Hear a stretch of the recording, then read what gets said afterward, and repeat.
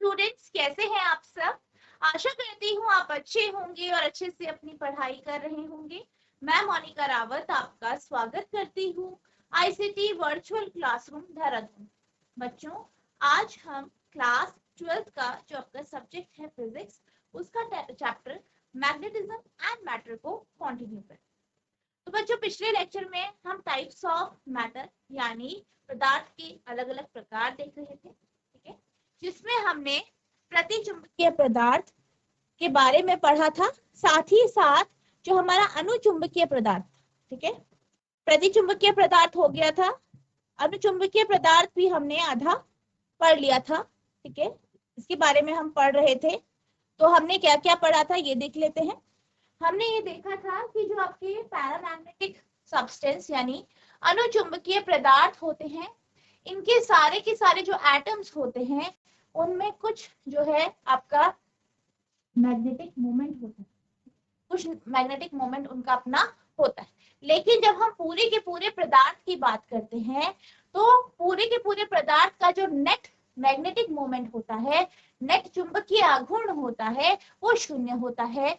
क्योंकि जो अगर हम बात करें इसके एटम्स की तो ये रैंडमली मूव होते हैं और ये कुछ इस तरीके से होते हैं कि जो आपके टोटल जो मोमेंट है, ठीक है, टोटल हर एक एटम का, हर एक परमाणु है उसका जो चुंबकीय आघूर्ण है वो मिलकर जीरो देता है, ऐड होके क्या देता है, जीरो देता है, ठीक है। तो यहाँ पर अगर हम बात करें पैरामैग्नेटिक सब्सटेंस की, अनुचुंबकीय पदार्थ की, तो इसके हर एक जो परमाणु होता है उसका खुद का अपना चुंबकीय आघूर्ण होता है। लेकिन अगर हम नेट चुंबकीय आघूर्ण की बात करें, यहाँ पर शून्य होता है। अब अगर हम क्या करते हैं, हम इस प्रकार के पदार्थ पर मैग्नेटिक फील्ड यानी चुंबकीय क्षेत्र लगाते हैं, तो क्या होता है, सारे के सारे जो एटम्स हैं, सारे के सारे जो परमाणु, वो सब के सब एक ही दिशा में अलाइन हो जाते हैं। यानी उसका जो मैग्नेटिक मोमेंट है यानी चुंबकीय आघूर्ण है वो एक ही दिशा में हो जाता है। और वो दिशा कौन सी होती है, जिस दिशा में चुंबकीय क्षेत्र लगाया गया है यानी मैग्नेटिक फील्ड लगाई गई है। तो सारे के सारे जो अणु हैं या जो आपके एटम्स हैं वो एक ही दिशा में अलाइन हो जाते हैं या उनका जो मैग्नेटिक मोमेंट है वो एक ही दिशा में हो जाता है, ठीक है। हमने ये भी देखा था कि जो आपके पैरामैग्नेटिक सब्सटेंस होते हैं वो बेसिकली वह पदार्थ हैं जो कि मैग्नेटिक फील्ड की तरफ वीकली अट्रैक्टेड होते हैं, यानी बहुत कम मात्रा में वो चुंबकीय क्षेत्र की तरफ आकर्षित होते हैं। इनका जो बाह्य, जो इसका बाह्य कक्षा होती है या ऑर्बिट होती है, वहां पर अनपेयर्ड इलेक्ट्रॉन्स, अनपेयर्ड इलेक्ट्रॉन होते हैं। इसी के कारण क्या होता है, इसके जो एटम्स होते हैं, इसके जो परमाणु होते हैं, उनका खुद का अपना मैग्नेटिक मोमेंट होता है। इसके साथ साथ हमने ये भी समझा था कि जो आपके पैरामैग्नेटिक सब्सटेंस है यानी प्रतिचुंबकीय पदार्थ है, ये हमेशा वीक फील्ड से स्ट्रॉन्ग फील्ड की ओर यानी कमजोर चुंबकीय क्षेत्र से जो आपका स्ट्रॉन्ग, ठीक है, स्ट्रॉन्ग जो फील्ड होती है उसकी ओर ये मूव करता है, जिसके लिए हमने दो उदाहरण देखे थे, ठीक है। इसके साथ साथ हमने ये भी देखा था कि अगर आपके पास पैरामैग्नेटिक रॉड यानी प्रतिचुंबकीय छड़ हो और उसको आप मैग्नेटिक फील्ड में रखते हैं, तो ये जो है, ये जो छड़ है वो जो चुंबकीय क्षेत्र है उसकी दिशा में अलाइन हो जाता है, ठीक है, उसकी दिशा में ये अलाइन हो जाती है, ठीक है, इस तरीके से। यानी बेसिकली इसका जो एक्सिस है वो चुंबकीय क्षेत्र रेखाओं के पैरेलल यानी समानांतर हो जाता है, ठीक है। इसके बाद हमने YouTube वाला जो है एक एग्जांपल लिया था, YouTube के माध्यम से भी हमने ये देखा था कि किस तरीके से आपका जो पैरामैग्नेटिक लिक्विड होता है यानी अनुचुंबकीय तरल जो होता है वो जो है वीक मैग्नेटिक फील्ड से स्ट्रॉन्ग मैग्नेटिक फील्ड की ओर मूव करता है। अब हम बात करते हैं कि किस प्रकार से आपका जो आपके अनुचुंबकीय पदार्थ है यानी आपके जो पैरामैग्नेटिक सब्सटेंस है उसके जो एटम्स हैं, उसके जो परमाणु हैं, उनका जो मैग्नेटिक फील्ड या मैग्नेटिक फील्ड जो है उसका उन पे किस प्रकार से असर पड़ता है। अब जैसे कि हमने पिछले लेक्चर में देखा था कि जो आपके मान लीजिए ये क्या है, आपके सैंपल है, स्पेसिमेन है, सैंपल है, किसका है, आपके पैरामैग्नेटिक सब्सटेंस। हमने पिछले लेक्चर में पढ़ा था कि इसमें जितने भी एटम होते हैं, जितने भी आपके परमाणु होते हैं, उनका खुद का अपना मैग्नेटिक मोमेंट होता है, मैग्नेटिक डायपोल मोमेंट, यानी चुंबकीय द्विध्रुव आघूर्ण होता है, जिस कारण इसका जो मैग्नेटिक मोमेंट होता है उसके कारण इनका एक क्या होता है, रैंडम डायरेक्शन है। तो मान लीजिए ये जो आपको ऑरेंज दिखाई दे रहे हैं सर्कल, ठीक है, ये जो आपके नारंगी सर्कल है, ये क्या दर्शा रहे हैं, एटम्स को दर्शा रहे हैं, और जो इस पे एरो बनाया गया है वो मैग्नेटिक मोमेंट को दर्शा। अगर हमने सैंपल पे फील्ड नहीं लगाई, ठीक है, कोई भी फील्ड या चुंबकीय क्षेत्र नहीं लगाया, तो क्या हुआ, ये सारे के सारे रैंडमली इधर उधर इनका ओरिएंटेशन। अब क्या हुआ, हमने इस पे क्या किया, चुंबकीय क्षेत्र लगाया। चुंबकीय क्षेत्र लगाने के कारण क्या हुआ, ये सारे के सारे जो एटम है, ठीक है, सारे के सारे जो परमाणु है, इनका जो मैग्नेटिक डायपोल मोमेंट है, चुंबकीय द्विध्रुव आघूर्ण है, वो एक साथ अलाइन हो गए, यानी एक सीधी रेखा में है। और वो कौन सी रेखा थी, जिस दिशा पर मैग्नेटिक फील्ड लगाई गई। मैग्नेटिक फील्ड यानी जो है वो इस दिशा में लगाई गई है, तो इसी दिशा में क्या हो जाएगा, सबका ओरिएंटेशन हो जाएगा। अब जब हमने मैग्नेटिक फील्ड नहीं लगाई थी, सबका ओरिएंटेशन रैंडम था, इधर उधर थे, क्या हुआ, अगर हम होल यानी पूरे जो है आपके सैंपल की बात करें, तो यहाँ पे आपका नेट मैग्नेटिक मोमेंट क्या आ गया, 0, ठीक है, नेट मैग्नेटिक मोमेंट क्या आया था, 0। वहीं अगर हम बात करें, जब हम इसे मैग्नेटिक फील्ड में रखते हैं, तो ये सारे के सारे एक ही दिशा में लाइन हो जाते हैं। वो दिशा कौन सी होती है, मैग्नेटिक फील्ड यानी चुंबकीय क्षेत्र की दिशा होती है। इस कारण यहाँ पर जो आपका ये स्पेसिमेन है, ये जो आपका अनुचुंबकीय पदार्थ का स्पेसिमेन है, इसका कुछ मैग्नेटिक नेट मैग्नेटिक मूवमेंट होता है, और वो किस दिशा में होता है, ये आपका मैग्नेटिक फील्ड की दिशा में होता है। तो यहाँ पे हम समझ सकते हैं कि फील्ड की दिशा में क्या हो रहा है, आपका मैग्नेटिक डायपोल का अलाइनमेंट हो रहा है। इसका अर्थ है कि इस प्रकार का जो सैंपल होता है, ये जो है चुंबकीय क्षेत्र की तरफ जो है आकर्षित, इधर आकर्षित होता है चुंबकीय क्षेत्र की तरफ। लेकिन यहाँ पर जो आकर्षण होता है या जो अट्रैक्शन होता है वो काफी कम। डायमैग्नेटिक में हमने क्या देखा था, यानी प्रतिचुंबकीय में क्या देखा था, अलाइनमेंट कहाँ होता है, ऑपोजिट डायरेक्शन, विपरीत दिशा, ठीक है, यानी क्षेत्र या जो आपके चुंबकीय क्षेत्र है उसके विपरीत दिशा में जो प्रतिचुंबकीय पदार्थ है उनके मैग्नेटिक मोमेंट का अलाइनमेंट होता है। तो जिससे हम ये कह सकते हैं कि अगर ऑपोजिट डायरेक्शन में है, यानी कि जो सैंपल है वो क्या करेगा, रिपेल करेगा, यानी प्रतिकर्षित। और यहाँ पर अलाइनमेंट कहाँ है, आपकी फील्ड की दिशा में है, इसलिए हम ये कह सकते हैं कि ये जो सैंपल है ये आकर्षित हो, ये क्या होगा, आकर्षित होगा, अट्रैक्ट होगा, ठीक है। और अगर हम अट्रैक्शन के अमाउंट की बात करें, तो यहाँ पे जो अट्रैक्शन का अमाउंट होता है वो कम होता है, ठीक है, लेकिन ये क्या करता है, अट्रैक्ट। तो आपका जो प्रतिचुंबकीय पदार्थ है, अगर उस पर फील्ड नहीं लगाई गई है, तो वो चुंबकीय क्षेत्र जो है चुंबक की ओर या चुंबकीय क्षेत्र की ओर आकर्षित नहीं हो। लेकिन जैसे ही हम उसमें क्या करते हैं, चुंबकीय क्षेत्र लगाते हैं, तो वो चुंबकीय क्षेत्र की ओर आकर्षित होता है, यानी उसका मैग्नेटिक डायपोल मोमेंट जो है वो आपका कुछ होता है, और वो काफी कम होता है, क्योंकि अट्रैक्शन क्या होता है, कम, ठीक है। अब अगर हम बात करें मैग्नेटाइजेशन की, ठीक है, तो यहाँ पे जो इसकी मैग्नेटाइजेशन है वो किसके ऊपर डिपेंड कर रही है, मैग्नेटाइजिंग फील्ड के ऊपर, यानी जिस प्रकार के आप फील्ड लगाएंगे उसी के ऊपर ये इसका जो है मैग्नेटाइजेशन डिपेंड करेगा, ठीक है। और अगर हम बात करें मैग्नेटाइजेशन की, तो यहाँ पे स्मॉल होगा, यानी कम मैग्नेटाइजेशन होगा, पॉजिटिव होगा, और किसके ऊपर डिपेंड करेगा, चुंबकीय क्षेत्र के ऊपर निर्भर करे, ठीक है। तो आपको ये ध्यान रखना है कि ये वीकली अट्रैक्टेड हो। The intensity of magnetization is very small, positive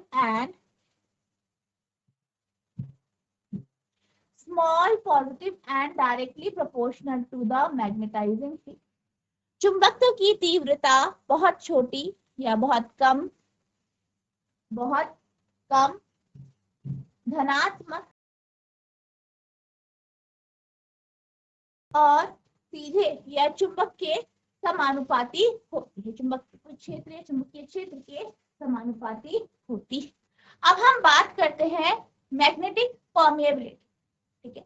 तो आपकी जो है यहाँ पे रिलेटिव परमेबिलिटी की बात करें तो यहाँ पे बेसिकली हमने क्या पढ़ा, हमने ये पढ़ा कि जो आपका पैरामैग्नेटिक सब्सटेंस, ठीक है, यानी आपका जो अनुचुंबकीय पदार्थ है, ये क्या करता है, ये फील्ड लाइंस को अपनी तरफ आकर्षित करता है या फील्ड लाइंस की तरफ आकर्षित होता है। अब मान लीजिए हमने कोई सैंपल ले लिया है, ये हमारा सैंपल है, हमने क्या किया, इस पर चुंबकीय क्षेत्र डाला यानी फील्ड लाइंस डाली। अब ये देखा किया कि जब हम इसमें फील्ड लाइंस डालते हैं तो जो फील्ड लाइन है, अगर सैंपल के अंदर की बात करें, वहां पर फील्ड लाइंस काफी घनी होती है और बाहर आपकी फील्ड लाइंस, ठीक है, और जो है कम है, बाहर क्या है, कम है, यानी एयर में या वायु में फील्ड लाइंस चुंबकीय क्षेत्र रेखाएं कम है, वहीं सैंपल के अंदर जो चुंबकीय क्षेत्र रेखाएं हैं वो काफी घनी है, यानी यहाँ पे चुंबकीय क्षेत्र रेखाएं ज्यादा है। या हम कह सकते हैं कि जो बी है, अगर बी एम हम ले ले सैंपल, तो यहाँ पे हमारा जो बी एम है वो काफी ज्यादा होता है, किससे, बी नॉट से। और बी नॉट क्या है हमारा, मैग्नेटिक इंडक्शन एयर का, हवा। तो यहाँ पे क्या होगा, आपका जो बी एम का मान है वो बड़ा होगा बी नॉट से, ठीक है, बी एम का मान बी नॉट से बड़ा है। अब अगर हम रिलेटिव परमेबिलिटी की बात करें तो रिलेटिव परमेबिलिटी होता है आपका bm अपॉन बी नॉट। अब bm की बात करें यानी मटेरियल में मैग्नेटिक फील्ड इंडक्शन की बात करें तो यहाँ पर क्या है, बी नॉट से बड़ा है, bm क्या है, बी नॉट से बड़ा है। तो यानी कि क्या होगा, जो आपका म्यू आर होगा, इससे हमें पता चलता है कि म्यू आर जो होगा वो ग्रेटर देन 1 होगा। क्यों होगा, क्योंकि bm जो है वो बी नॉट से बड़ा होगा, bm बी नॉट से बड़ा होगा, इसलिए आपका म्यू आर जो है 1 से बड़ा होगा। क्यों होगा, क्योंकि आप ये जानते हैं कि bm अपॉन बी नॉट जो है बराबर 1 कब होगा, जब दोनों की वैल्यू बराबर हो। bm अगर छोटा होगा बी नॉट से तो 1 से कम हो जाएगी वैल्यू, और bm बड़ा हुआ तो 1 से ज्यादा। तो यहाँ पे म्यू आर की वैल्यू क्या हो जाएगी, म्यू आर क्या हो जाएगा, ग्रेटर देन 1 हो जाए, ठीक है। तो यानी कि इसकी जो रिलेटिव परमेबिलिटी है वो 1 से ज्यादा हो जाए, ठीक है, 1 से ज्यादा हो जाएगी, यानी कि यहाँ से जो मैग्नेटिक फील्ड लाइंस है वो आसानी से जो है पास हो। अब हम बात करते हैं मैग्नेटिक ससेप्टिबिलिटी, ठीक है। अगर हम मैग्नेटिक ससेप्टिबिलिटी की बात करें तो मैग्नेटिक ससेप्टिबिलिटी बराबर होता है आपका mu R plus, sorry 1 plus mu R के।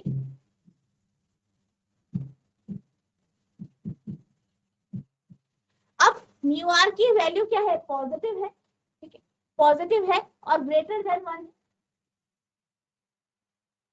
तो यहाँ पर जो आपका कायम होगा इसकी वैल्यू भी क्या होगी,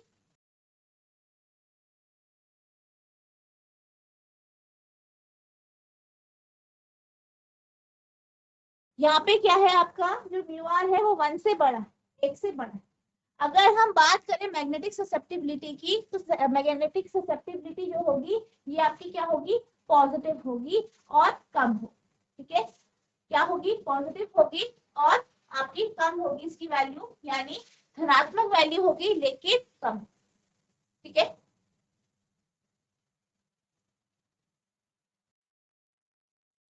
अब यहाँ पे हमने बात करी मैग्नेटिक ससेप्टिबिलिटी क्या होती है, कम होती है और पॉजिटिव होती है। मैग्नेटिक ससेप्टिबिलिटी यानी कि अगर हमारे पास कोई सैंपल है, इस पे अगर हम मैग्नेटिक फील्ड लगाते हैं तो उस फील्ड के कारण जो है आपके मैग्नेट जो आपका पदार्थ है उस पर इफेक्ट क्या, यानी वो कितनी इजीली मैग्नेटाइज हो जाएगा, इसकी बात करते हैं। अब अगर हम मैग्नेटिक ससेप्टिबिलिटी की बात करें तो इसे हम कायम से जो है रिप्रेजेंट करते हैं, कायम ये काई से रिप्रेजेंट करते हैं बेसिकली। और अगर हम बात करें, ठीक है, अगर हम बात करें यहाँ पे जो है आपका कायम क्या होता है, स्मॉल और पॉजिटिव होता है। ठीक है, तो ऐसा क्यों होता है?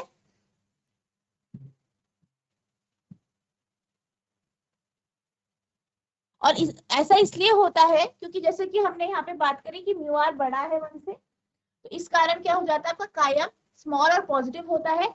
और इससे हमें ये पता चलता है कि जो आपका सैंपल है वो जब मैग्नेटाइज होगा तो वो वीकली मैग्नेटाइज होगा, यानी कम मैग्नेटाइज होगा, लेकिन क्या होगा उसमें मैग्नेटाइजेशन। ठीक है, magnetic susceptibility small and positive, यानी जो मैग्नेटिक ससेप्टिबिलिटी है वो कम होती है और पॉजिटिव होती है।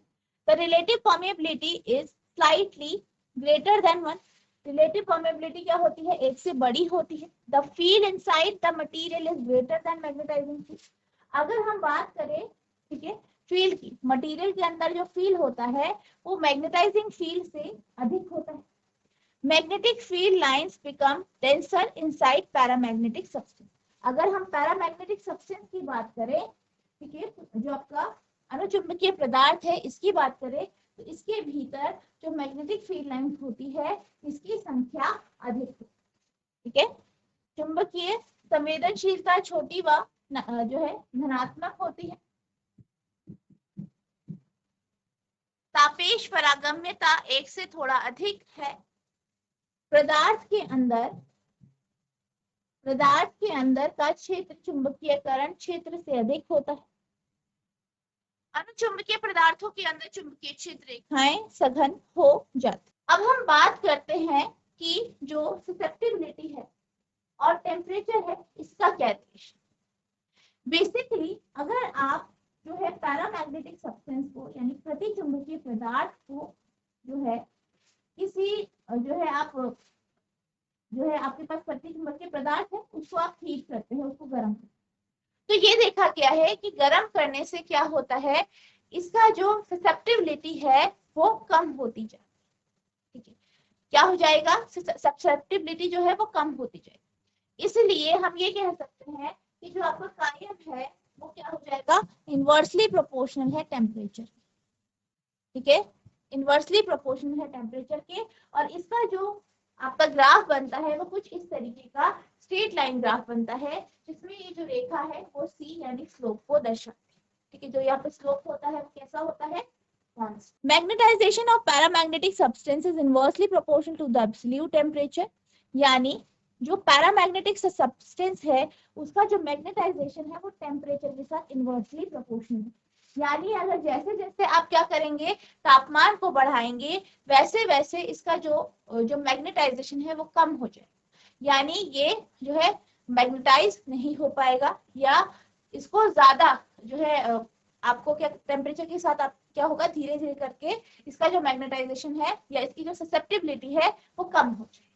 अनुचुंबकीय पदार्थों का चुंबकत्व निरपेक्ष तापमान में व्युत्क्रमानुपाती होता है। अब बात करें मैग्नेटिक डायपोल मोमेंट की, तो जो आपका पदार्थ होता है बेसिकली अनुचुंबकीय पदार्थ, तो इसका जो है मैग्नेटिक डायपोल मोमेंट 0 होता है। कब, जब मैग्नेटिक फील्ड इसमें लगाई नहीं जाती, सारे के सारे मॉलिक्यूल जो है इधर उधर रैंडमली जो है ओरिएंट रहते हैं, यानी उनका जो उसका मैग्नेटाइजेशन जो आपका चुंबकीय द्विध्रुव आघूर्ण है वो कैसा होता है, रैंडम होता है, जिस कारण ये आपस में एक दूसरे को कैंसिल करते हैं।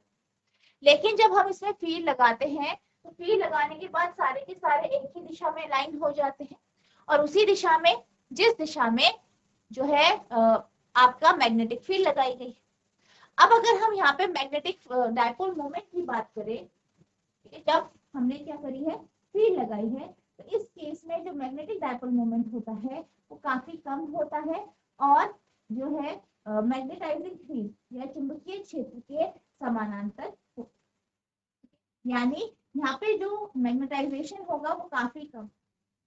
ठीक है, the magnetic dipole moment of paramagnetic substance is small and parallel to the magnetising field.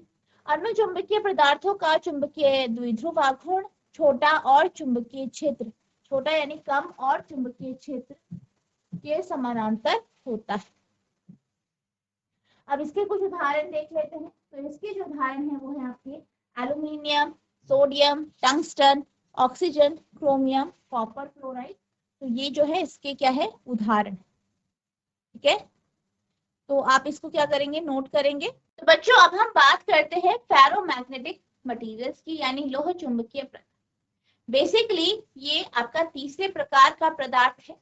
अगर हम इसकी प्रॉपर्टी की बात करें तो ये जो पदार्थ होता है, ठीक है, ये जो पदार्थ होता है इसके जो एटम्स है, इसके जो परमाणु हैं, उनका खुद का अपना मैग्नेटिक डायपोल मोमेंट होता है, ठीक है। चुंबकीय द्विध्रुव आघूर्ण हर एक जो है एटम का होता है।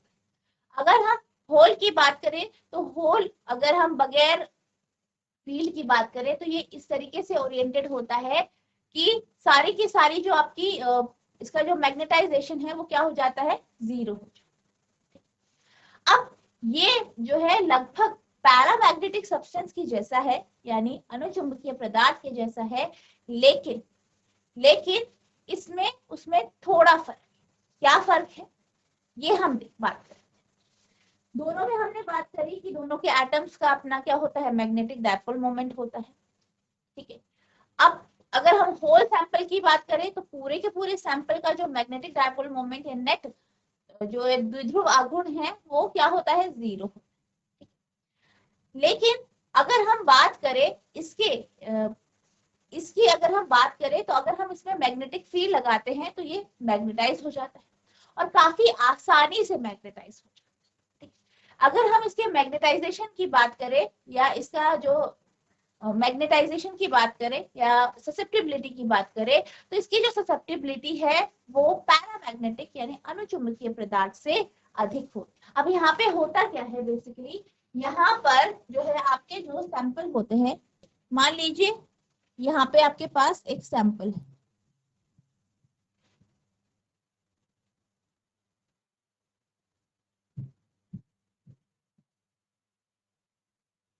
ठीक है। अब पहले हमने इसमें फील नहीं लगाई तो आपके जो सैंपल है उनका ओरिएंटेशन कुछ इस तरीके से है,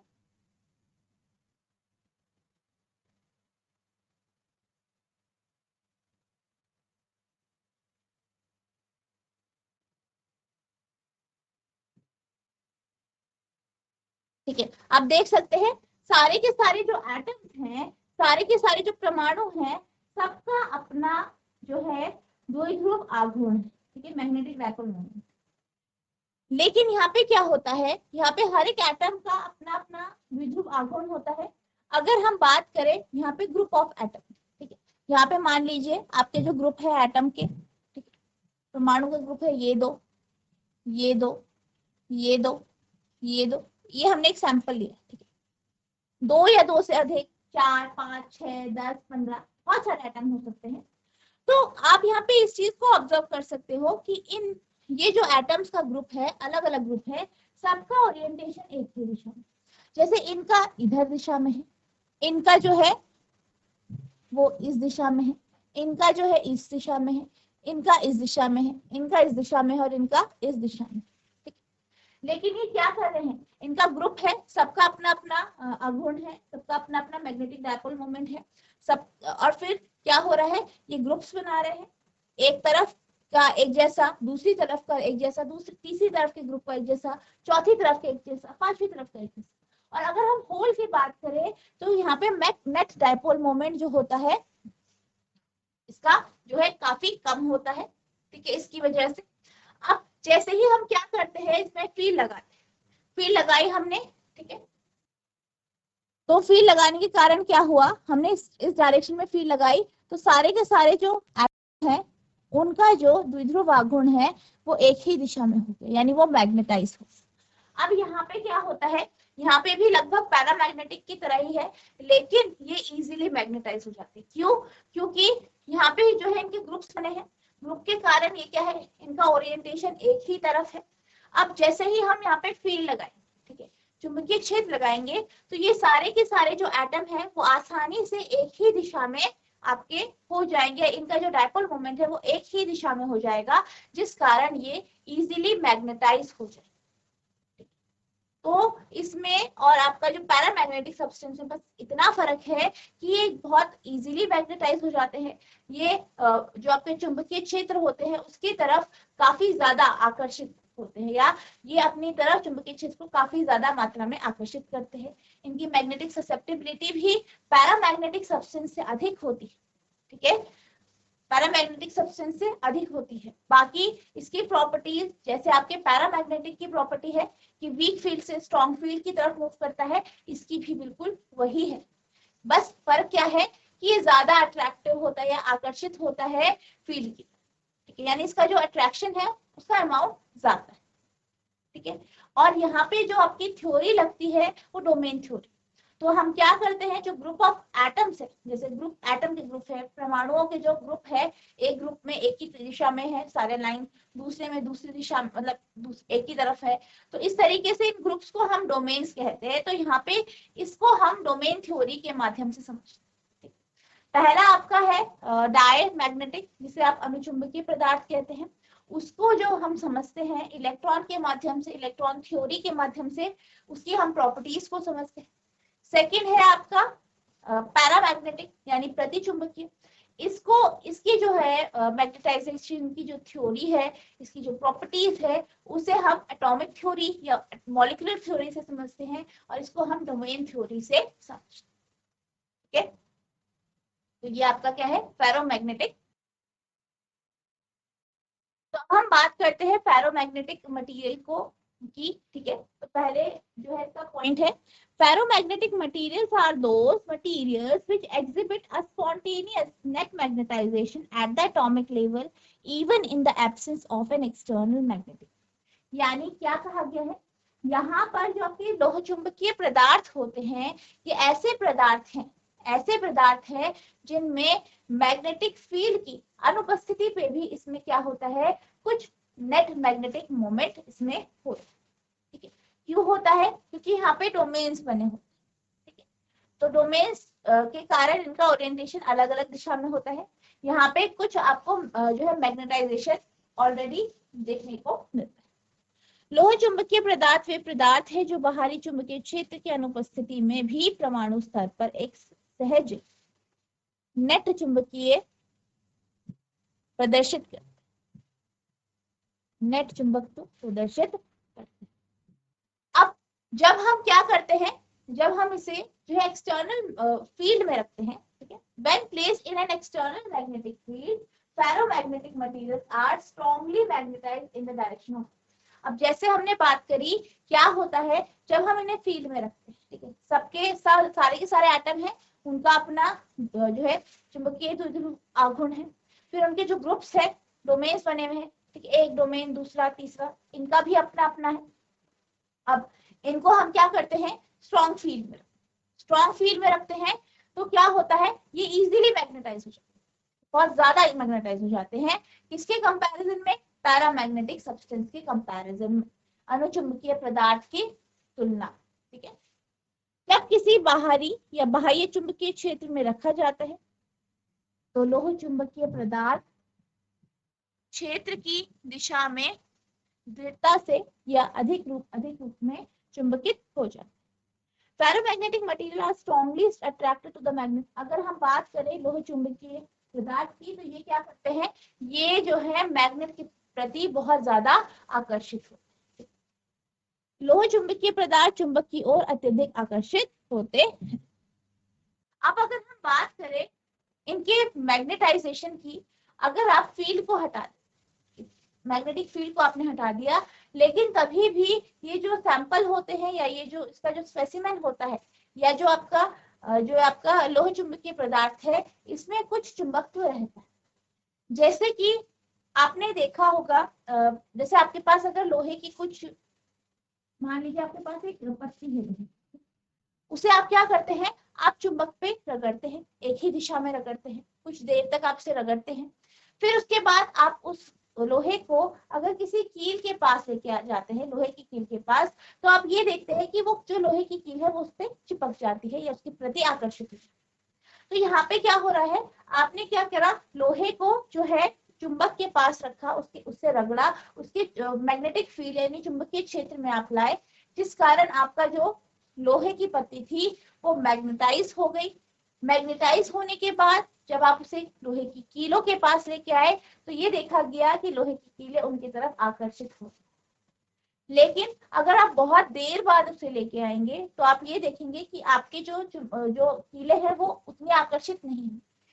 तो यहाँ पे क्या है, आपका जो ये आयरन है, लोहा है, ये क्या कर रहा है, ये कुछ समय के लिए मैग्नेटिक फील्ड या जो है चुंबकीय, इसमें क्या है, चुंबकत्व है, ठीक है, मैग्नेटाइज, ये कुछ देर के लिए मैग्नेटाइज हो गया है।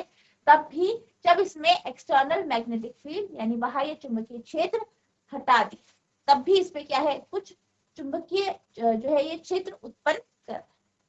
तो आपका जो आयरन होता है वो आपका लोह चुंबकीय पदार्थ का ही एक उदाहरण है। तो इसी तरीके से जो आपके लोह चुंबकीय पदार्थ होते हैं, ठीक है, यानी जो आपके फेरोमैग्नेटिक सब्सटेंसेस होते हैं, ये क्या करते हैं, ये चुंबकीय क्षेत्र को हटाने पर भी कुछ टाइम तक के लिए मैग्नेटाइजेशन रिटेन करके रखते। Those material which retain their magnetization for some time even after the external magnetizing field is removed. बाहरी या बाह्य चुंबकीय क्षेत्र हटा दिए जाने के बाद भी ये पदार्थ कुछ समय के तक अपना चुंबकत्व बनाए। तो यहाँ पे हम देख लेते हैं तो एक एग्जाम्पल आपके पास क्या है, पहले एग्जाम्पल है पैरामैग्नेटिक सब्सटेंस का। यहाँ पे ये डोमेन्स दिखाए गए हैं, डोमेन यानी ग्रुप ऑफ एटम, ठीक है, जो परमाणु है उनका समूह। तो यहाँ पे ओरिएंटेशन इधर है, अलग अलग दिशा में अलग अलग ओरिएंटेशन आप देख सकते हैं, ठीक है, काफी सारे एक दूसरे को कैंसिल कर रहे हैं, ठीक। अब क्या हुआ, हमने यहाँ पे मैग्नेट लगाने के बाद क्या हुआ, इनका अलाइनमेंट हो गया जिस दिशा में चुंबकीय क्षेत्र लगाए। अब हमने मैग्नेट हटाने के बाद क्या हुआ, कुछ जो है जो आपके यहाँ पे डोमेन्स है वो आप देख सकते हैं इस तरीके से है, ठीक है। यानी कि अगर हमने चुंबकीय क्षेत्र हटा दिया है फिर भी आपका जो लोह चुंबकीय पदार्थ है उसमें कुछ चुंबकत्व है, जिस कारण ये एक मैग्नेट की तरह बिहेव करेंगे या चीजों को अपनी तरफ, जो आपकी लोहे की चीजें हैं उनको अपनी तरफ आकर्षित, ठीक है। तो आप इसे जो है नोट। तो बच्चों आज हमने जो है अनुचुंबकीय पदार्थ के बारे में बात करी, इसके साथ साथ हमने लोह चुंबकीय पदार्थ के बारे में भी समझा। इस टॉपिक को हम नेक्स्ट लेक्चर में कंटिन्यू करेंगे। तो बच्चों जितना आपको आज पढ़ाया गया है आपको उसे रिवाइज करना है। अगर आपको कोई भी डाउट होता है, कोई भी आपको परेशानी होती है किसी भी टॉपिक में, तो आप नेक्स्ट लेक्चर में पूछ सकते हैं। बच्चों आज के लिए बस इतना ही, मिलते हैं हम नेक्स्ट सेशन में, तब तक के लिए thank you and have a nice day.